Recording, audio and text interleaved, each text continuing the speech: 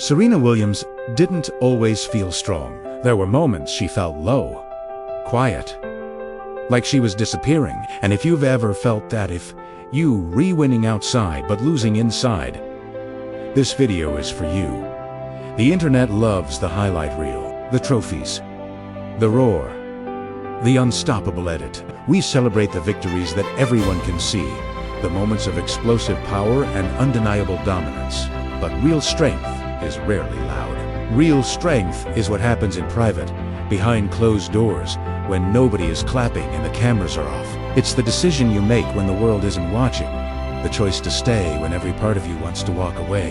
That's the strength that defines a champion, not just on the court, but in life. It's the quiet resolve to keep going, to face the internal battles that no one else can see, and to find the courage to continue, even when you feel completely alone. Most people don't break when they fail. They break when they're exhausted and still expected to perform. That's the silent crisis so many high achievers face. The world keeps demanding more, and you keep delivering, but the cost is invisible. That's when the mind turns heavy. You start to feel like you're moving through fog doing the work, smiling on the outside, but inside, you're on empty. You're going through the motions, hitting your marks, but the passion, the drive, the light has dimmed. And the scariest part, it doesn't always look dramatic. Sometimes it just looks like silence. The world sees your success, but they don't see the internal burnout, the slow draining of your spirit until there's nothing left. It's a quiet, isolating experience that can make you feel like a ghost in your own life. Here is the uncomfortable truth. Most comebacks don't feel heroic while they re-happening. They feel small. They feel as low, and they feel like breathing again. They aren't grand, cinematic moments. They are a series of tiny, almost imperceptible steps forward. A comeback is choosing to get out of bed when it feels impossible. It's sending one email. It's taking a single deep breath when your chest feels tight. These are the unglamorous, uncelebrated moments that truly define a return. Serena's real power isn't just her talent or her serve. It's the ability to return to the court, to herself without needing the world to understand why she needed space in the first place. Her strength is in her quiet resilience, the capacity to retreat, heal, and re-emerge, stronger and more centered than before. So I built a reset you can use on heavy days, not when you're hyped, not when you feel motivated, when you feel low.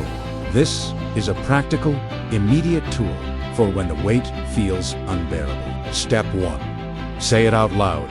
I'm not okay. Not as a weakness, as a diagnosis. This isn't an admission of defeat. It's an act of clarity. You can't heal what you keep pretending isn't there. Acknowledging your struggle is the first, most crucial step toward addressing it. Step 2. Text one person, not 10 people. 1. Send a simple message. Can you sit with me? You're not asking for a solution. You're asking for presence. In moments of overwhelm, what you often need most isn't advice, but connection. The quiet company of someone who cares can be more powerful than any strategy. Step 3. Do one tiny rep 10 minutes.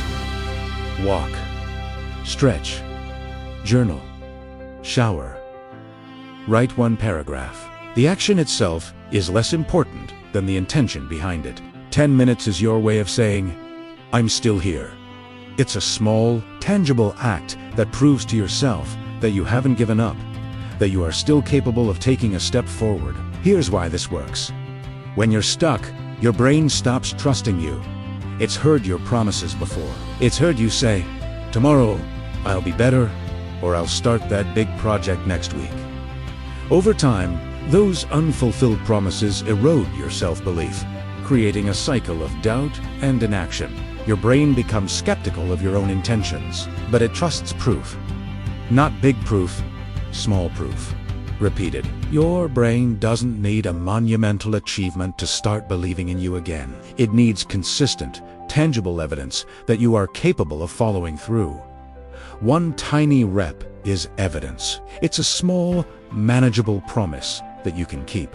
And when you keep it, You deposit a small amount of trust back into your account. And evidence is how confidence is built.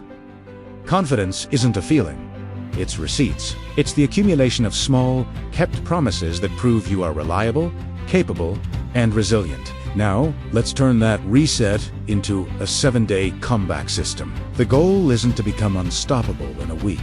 The goal is to become stable again. This isn't about a dramatic transformation. It's about rebuilding your foundation, one small piece at a time. Here are the rules for each of the 7 days. First, 1 honest sentence. Start your day by naming your state. It can be as simple as, "Today feels heavy," or "I'm feeling lost." This is the name it step, turning a vague feeling into something concrete you can address. Second, 1 connection. Each day, text or call one person. This is the reach out step. It reinforces that you are not alone and builds a support structure, even if it's just one conversation at a time. Third, 1 tiny rep. Commit to just 10 minutes of movement or output. This is your proof. It could be a walk, a short journaling session, or one small work task. Finally, 1 closing line at night. Before you go to sleep, acknowledge your effort by saying to yourself, "I kept my promise." This simple sentence closes the loop, reinforcing the trust you are rebuilding with yourself. By day 3, your nervous system starts to calm. The consistency begins to soothe the anxiety and overwhelm. By day 7, you don't feel perfect. You feel present. And presence is where everything starts. It's the foundation upon which all other progress is built. If your goal is fitness, 10 minutes of movement counts. A short walk, a few stretches, or a quick bodyweight circuit is enough. It's not about the intensity. It's about showing up. If your goal is work, write 1 paragraph. Send 1 email, open the document, and type 1 sentence. The objective is to break the inertia, to prove that you can still engage, even in a small way. If your goal is mental health, 10 minutes is a shower, a walk, a journal page, a breath reset. These are acts of self-care that signal to your mind and body that you are worth the effort. Don't romanticize big transformations. Respect small consistency. True, lasting change is built on the foundation of these small, repeatable actions. Quiet strength isn't loud. It doesn't announce itself. It doesn't need an audience or applause. It's the subtle, internal shift that happens when you decide to keep going, even when no one is watching. It's you showing up softly.